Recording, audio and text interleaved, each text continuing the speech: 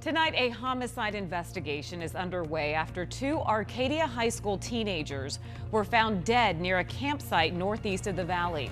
Sky 12 flew over the remote area near Mount Ord earlier today. The circumstances surrounding their deaths still remain a mystery.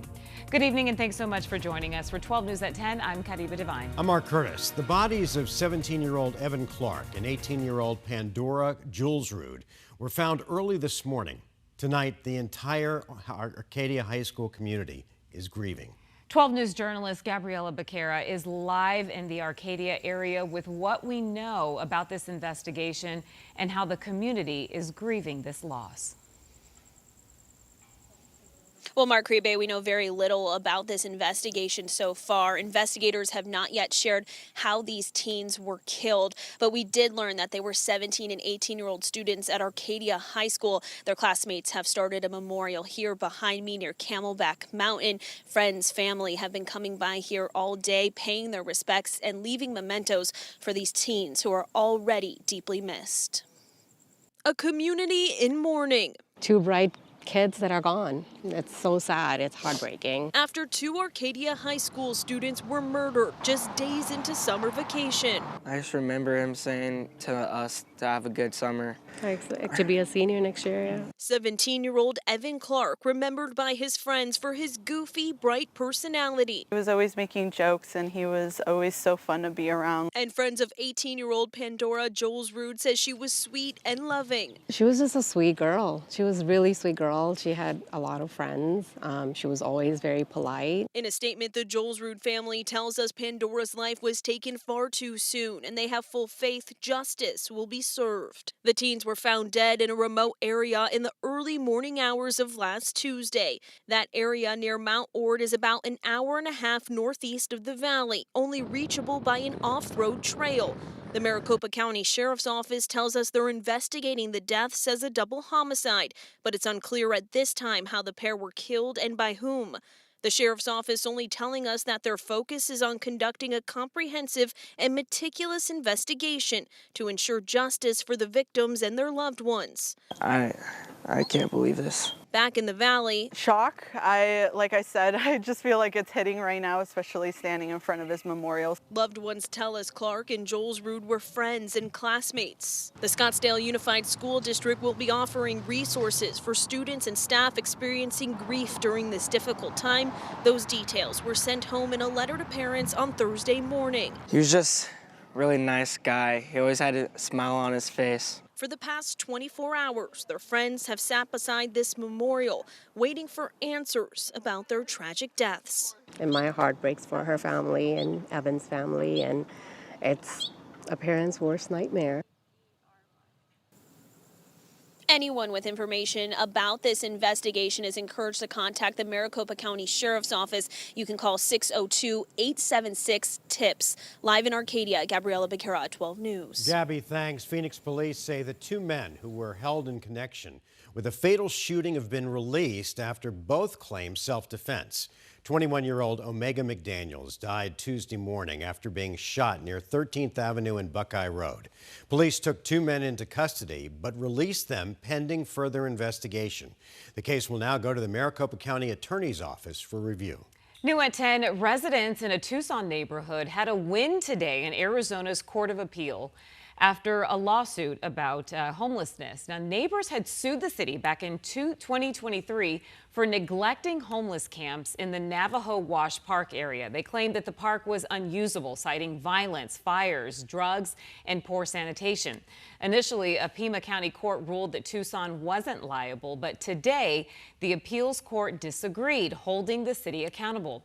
This mirrors a similar case in Phoenix, where a judge ordered clearing of the zone homeless camp, once housing over 1,000 people. In Prescott, a judge has shot down a controversial $15 million project at the home of the world's oldest rodeo. It comes after two Arizona residents sued, claiming that state funds used for renovating the rodeo grounds violates the state's gift clause. Today, a judge agreed, saying it breaches the law by giving tax dollars to private groups without public benefit. Some Prescott citizens are now calling for the funds to be redirected to wildfire mitigation efforts. However, Republican State Senator Mark Fincham has now sponsored a bill that would keep the money for the rodeo renovations while staying within the guidelines of state law. Some big changes could be coming to the Santan Valley area. Tonight, hundreds of residents discussed the possibility of the community turning into a town instead of staying as an unincorporated area. But some residents are skeptical about what this could mean and what it would cost. 12 News journalist Chase Golightly was at that packed meeting tonight and tells us what was discussed. Like so many cities in Arizona, Santan Valley is growing. With more than 100,000 people living here, it's the largest unincorporated area in Arizona, which is why many think it's time for a change, while others say they like it just the way it is. Longtime residents like the Johnsons have seen just how much Santan Valley has changed. We've seen a lot of new residents move in. We see a lot of businesses have showed up. We see the traffic has increased. So have Susan Goodrich and Craig Herbert. The roads are really crowded and there are houses popping up everywhere. Which is why they wanted to hear what would happen if Santan Valley turned into a town. I would like to see us have our fire department. Be able to take care of everybody out here. I think it's necessary. A meeting was held Thursday night by Pinal County District 2 Supervisor Mike Goodman. The county currently maintains Santan Valley, including its roads and law enforcement. They answered several questions from residents on what it would mean, and there were two main concerns. We're adding bureaucracy. Taxes are going to go up. There is no doubt. Because if it did become a town, within a year, Santan Valley would have to pay for roads and law enforcement. Former Sheriff Mark Lamb estimates it would cost anywhere from $10 to $15 million for a police department, and roads would be tens of millions. Any other services like parks, buses, a fire department would be an additional expense. The town would also have to pay for a town manager, attorney, clerk, even the building where council meetings would be held.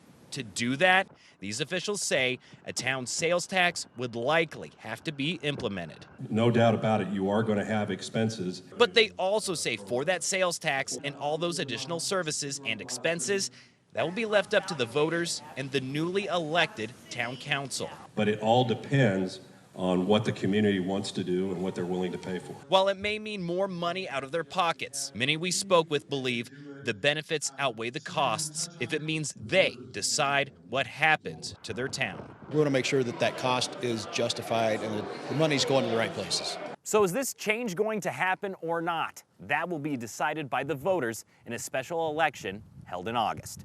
We're in Santan Valley. Chase Golightly, 12 News. All right, Chase, thank you. Jury selection is underway for Lorie Valow Debel's latest murder conspiracy trial in Arizona. The Doomsday Mom was previously convicted for killing her children in Idaho and for conspiring to kill her former husband in Arizona. In the upcoming trial, she's accused of conspiring to kill her niece's ex-husband. Police say that Valow Debel's brother shot at the victim outside of his home in Gilbert back in 2019, but the victim was not injured. Valow Debel is representing herself and has pleaded not guilty. Jury selection will continue tomorrow, and opening statements are set to start next week. Making national news tonight, a win for the Trump administration, with an appeals court ruling that President Trump's tariffs can remain in place for now. That reverses a ruling that came down last night from a federal trade court which blocked the tariffs. The appeals court said the president can levy tariffs using the emergency powers that he declared earlier this year. However, the court also ordered the government and those challenging the tariffs to provide more written arguments on the issue. Those arguments have to be filed by early next month.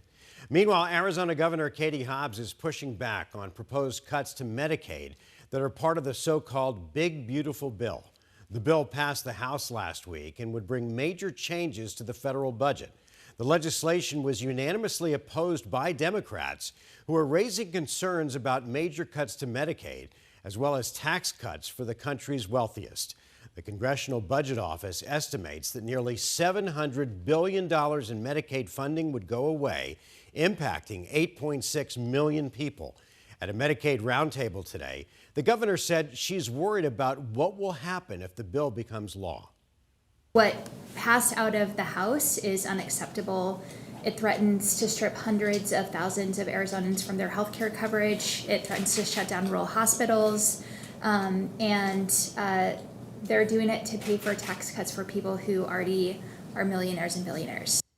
Back in Washington, Republican leaders have set a deadline of July 4th to get the bill through the Senate and off to the president to sign. Still